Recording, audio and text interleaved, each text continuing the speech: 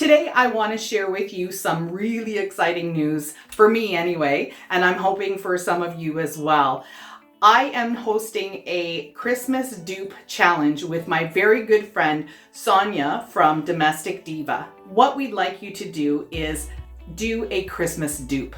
And what that means is find something that you would really love to have as Christmas decor in your home, whether it's indoor or outdoor, and recreate it for less. All we need you to do is subscribe to my channel, The Chauvin's Nest, to Sonja's channel, Domestic Diva, and then include a picture of your inspiration that would have come from a higher end store. You can just look online and see different things, or if you're out and about shopping and you happen to come across something, take a picture, share that with us. Then show us how you created it, what kind of products you used, if they were from Dollar Tree or Walmart or Michael's. Just let us know how you created it. And then at the end, do a side-by-side comparison of the real thing and your Christmas dupe.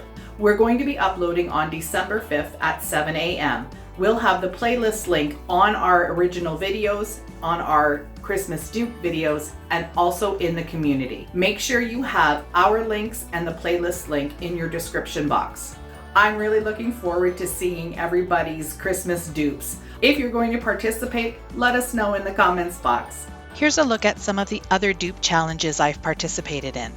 To see the full videos, check my description box for the links.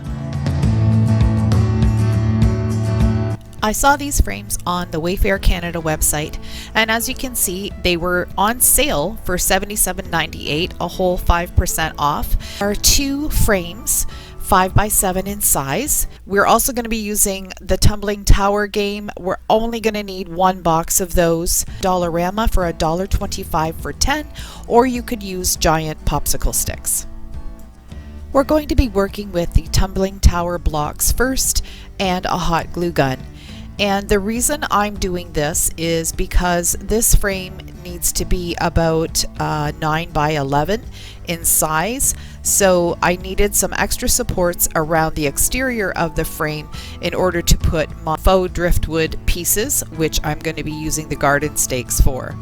The next step is to start taking the garden stakes or the giant popsicle sticks and cut them in a way that they match the pattern of the original item, which I will show here now. Now that I have both frames done, it's time to give them the look of weathered driftwood.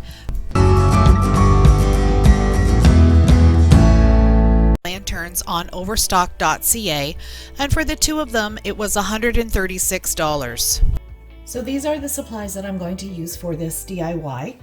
First, I picked up this solar lantern at my Dollarama.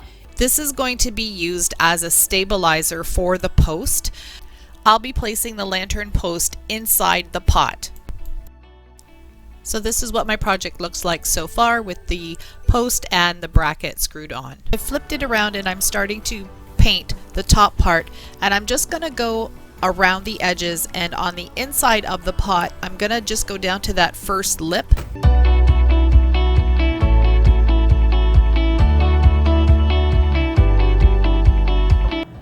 Here's where I have the lantern. It's in the corner of my deck, and I've styled it with the flowers and a couple of critters. We hope you will participate in the challenge. Sonja and I are really looking forward to seeing what you come up with. Thanks for watching.